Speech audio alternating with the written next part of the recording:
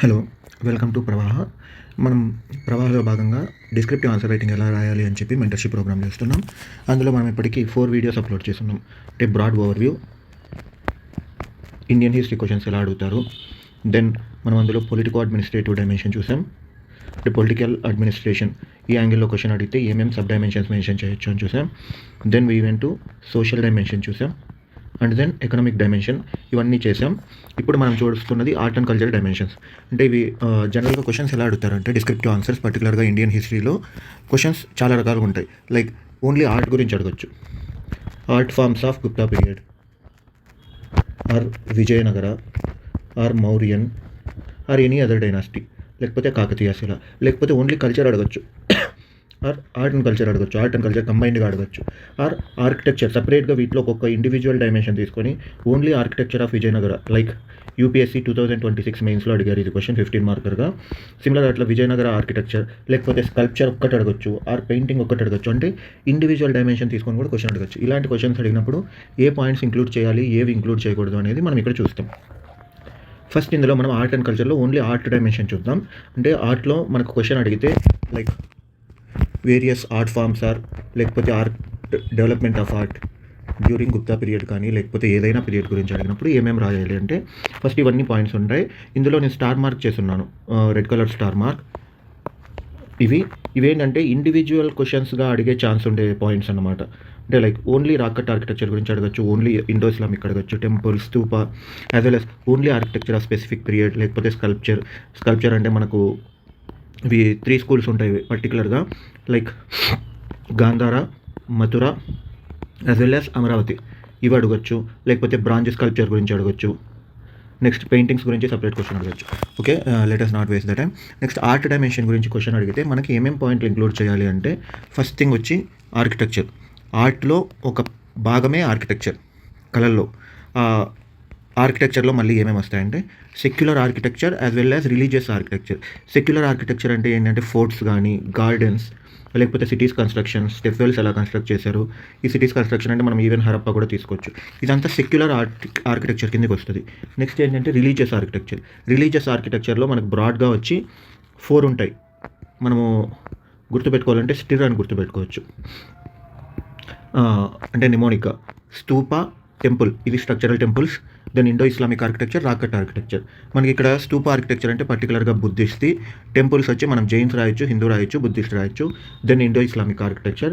ఇక్కడ మనం Indo Islamic అంటే మనకు 2 కీవర్డ్స్ బాగా కనిపిస్తాయి. ఒకటి డోమ్, ఆర్చ్, ఈ 2. నెక్స్ట్ ఏంటంటే రాకట్ ఆర్కిటెక్చర్. రాకట్ ఆర్కిటెక్చర్లో మళ్ళీ 3 టైప్స్ ఉంటాయి మనకు, హిందూ, బుద్ధిస్ట్, జైన్. సో ఇవన్నీ రాసామంటే మనకు ఆర్కిటెక్చర్ గురించి బోలెడ్ పాయింట్లు దొరుకుతాయి. More than 15 points we can cover for only architecture. ఆర్కిటెక్చర్లో మనం సెక్యులర్ కూడా రాయొచ్చు. అంటే ఫోర్ట్స్ ఏవి కట్టున్నారు, లైక్ ఏంటంటే బులంద్ దర్వాజా రాయొచ్చు, ఫతేపూర్ సిక్రీ రాయొచ్చు, లేకపోతే ఫోర్ట్స్ కన్స్ట్రక్షన్ ఎలా ఉంది. దెన్ గార్డెన్స్, పర్టికులర్గా ఇది వచ్చి ఢిల్లీ సుల్తానేట్, ఇంకా ముఘల్ టైంలో గార్డెన్స్ అనేవి బాగా ఫేమస్ అయ్యాయి. లోడీ గార్డెన్స్ అవ్వచ్చు. నెక్స్ట్ సిటీస్ కన్స్ట్రక్షన్ ఎలా ఉంది. నెక్స్ట్ స్టెప్ వెల్స్ అంటే బౌలీస్ అని అంటారు. స్టెప్ వెల్స్ కన్స్ట్రక్షన్ కానీ, రాణికా వావ్ కూడా ఒక ఎగ్జాంపుల్.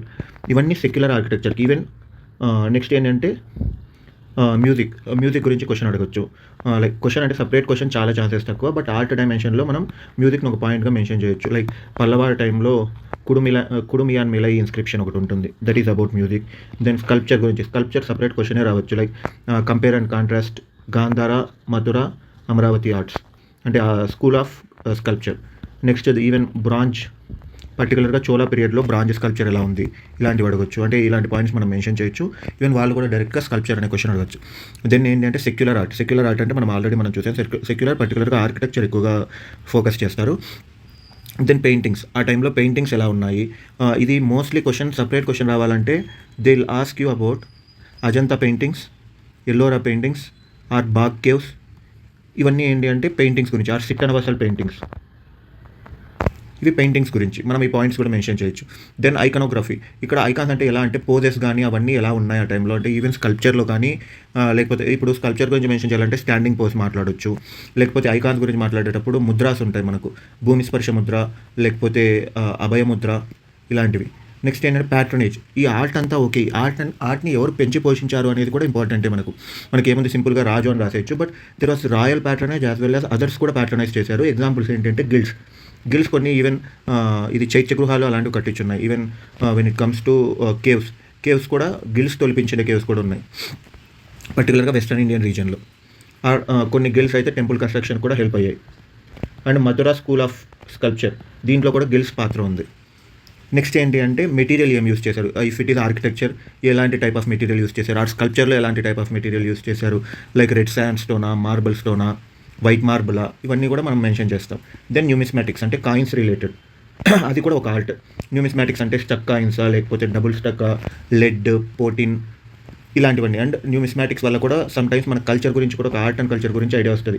లైక్ కింగ్ ప్లేయింగ్ వీణా అంటే మన Samudragupta గుర్తొస్తారు.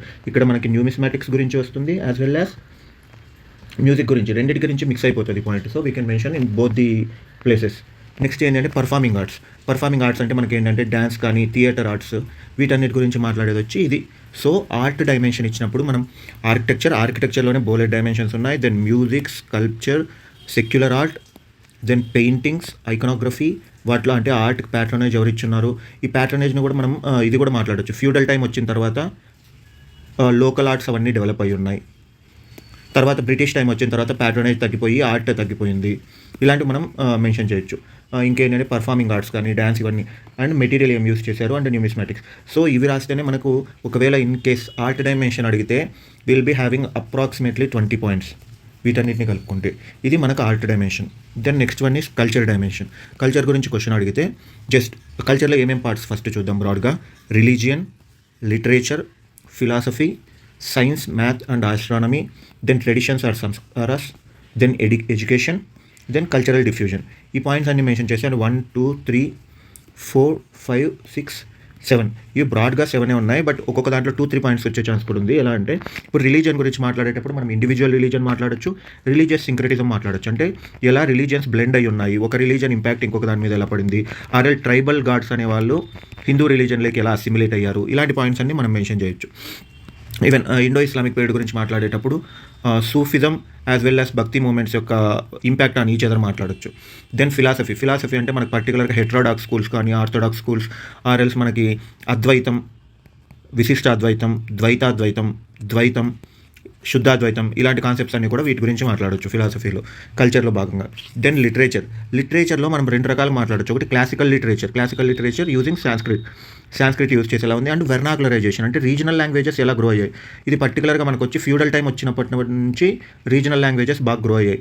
That means early medieval times నుంచి మనకు రీజనల్ లాంగ్వేజెస్ డెవలప్మెంట్ ఉంది. చూడండి, ఏ లాంగ్వేజ్ అయినా చూడండి, బీట్ కన్నడ, తెలుగు, తమిళ్, ఏది తీసుకున్నా కూడా ఎర్లీ మెడివల్ టైం నుంచే బాగా గ్రో అయింది. దానికి రీజన్ ఏంటి అంటే ఫ్యూడల్ సిస్టమ్ వల్ల లోకల్ కింగ్స్ అనే వాళ్ళు పాపులర్ అయ్యారు. వాళ్ళు లోకల్ లాంగ్వేజెస్ అనే వాటిని పెంచి పోషించారు. They became patrons. నెక్స్ట్ ఏంటంటే సైన్స్, మ్యాథ్స్, ఆస్ట్రానమీ ఎలా ఉంది అంటే సైన్స్ గురించి ఏమన్నా వర్క్స్ ఉన్నాయా, దెన్ మ్యాథమెటిక్స్ గురించి, ఆస్ట్రానమీ గురించి, ఇది కల్చర్లో పార్ట్.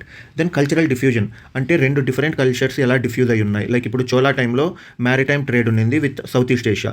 ఆ 2 కల్చర్స్ ఎలా డిఫ్యూజ్ అయ్యాయి, మన మీద ఇంపాక్ట్ వాళ్ళది అంటే మన ఇంపాక్ట్ వాళ్ళ మీద ఎలా ఉంది, వాళ్ళ ఇంపాక్ట్ మన మీద ఎలా ఉంది, ఈ కల్చరల్ డిఫ్యూజన్ మాట్లాడొచ్చు.